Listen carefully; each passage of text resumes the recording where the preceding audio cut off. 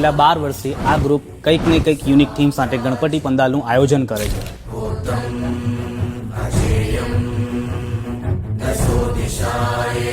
તો આ વર્ષે પણ એકદમ યુનિક અને ન્યૂ કોન્સેપ્ટ સાથે ફરી આવી રહ્યા છે Ambika youngster Shri Ganesh royal palace theme લઈને.